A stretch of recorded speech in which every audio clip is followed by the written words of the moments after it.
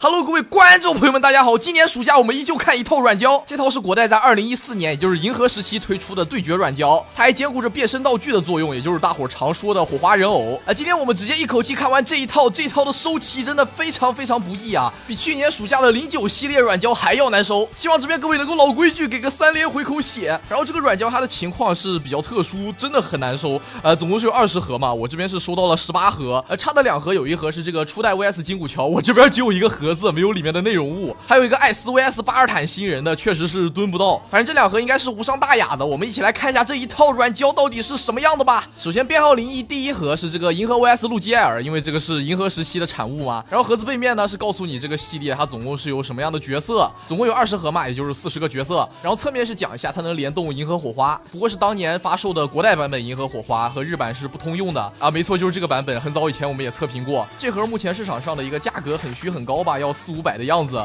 没错，就这2个14厘米软胶卖你400-500。拿出这2款的本体以后呢，我其实一直在惊叹，哇，14年国代的软胶居然行准这么好，它能和日版差不多。有的观众可能觉得，哇，这有什么好惊讶的？这不是应该的吗？但是按照时间线来说，银河往后，就比如说银河 S、艾克斯捷德、欧布时期它的一个对决软胶模具行准简直是灾难级别的就比如说这一套同样是银河，只不过是艾克斯时期的银河对决软胶，哇，你们可以对比一下，同样是对决软胶，同样是银河，这个时期的银河是人吗？然后这个国代的银河火花变身音效之前也带大伙儿听过很多次了，大伙儿都说这个中文配音很辣耳朵，这么多盒就不一盒一盒展示音效了，简单给大伙儿再演示一下吧。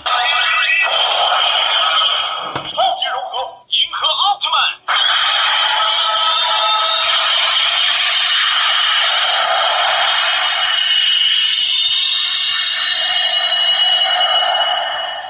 终极七色光波。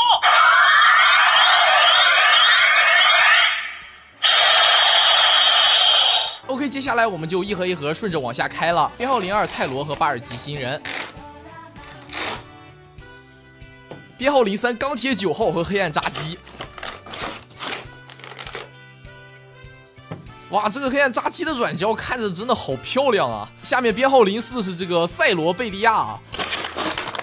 这个体态就很丑了，胳膊开的有点细，贝利亚这边效果就要好得多。我们先跳到编号07戴拿 VS 梅尔巴从这里开始他的一个对决就基本上和原剧没有任何关系了，戴拿怎么着也不可能打梅尔巴，对吧？当然也可以强行解释成火花战争嘛，包括从这款开始往后所有的对决基本上都和原剧没关系了，也都可以解释成火花战争这套软胶我是找不同的人收的嘛，所以说大家保存的方式不同，也有不同的成色差异这款戴拿就是完全的伊拉克成色了，即便这个成色还是花了我200多。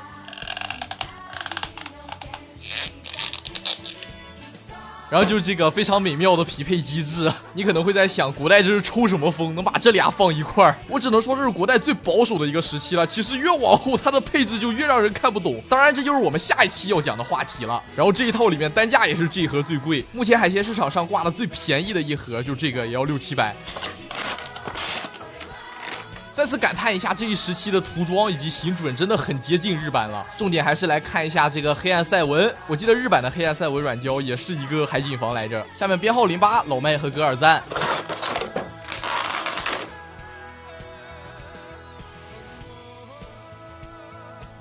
编号09梦比优斯和凯姆尔新人。我去，这个凯姆尔新人身体部分的涂装也这么丰富吗？就是这个小梦的脸感觉有点崩啊，是不是太英气了些？下面一位超人阿光和扎姆夏，这个扎姆夏偷的颜色就比较多了，但是你别说，他背后这把剑都有还原出来超人阿光这个就挺一般的吧。下面一位迪迦和邪恶迪迦的对决套装这一盒是真的贵。这个系列虽然难收，但是除了个别款以外呢，一般我收的价格也就是100多200多的样子，这一盒花了我400多这个邪恶迪迦正面的观感差不多是这样，还行吧。不过背面嘛，500系列软胶一贯的偷色让它看起来就挺丑的吧。这500系列迪迦模具头还是挺正的，只不过依旧是时间过这么久了，上一任卖家应该是对它的背后进行了一个非常灾难的重涂。我看一下后续我能不能补救一下吧，这样确实很影响观感，特别是考虑到我是400买的它。编号12盖亚 VS 安东拉，这款比较特殊贴的还有当年的一个标签，它的一个当年售价是89一盒，然后这个新华购物应该是当年商场的一个名字，听起来也是非常有年代感。500系列盖亚的软胶看起来好像有点粗脖子，我之前买的基本上都有这么一个观感。这个安东拉做的好棒啊，依旧是怪兽比奥特曼好看系列。编号13赛文 VS 纳克尔新人。啊，说实话，我小时候你要是给我这么一套的话，我不见得有多开心。但是你要是再给我一个黑暗赛文，我就很开心了。我小时候就乐玩点真假美猴王。编号14逼王和杰顿。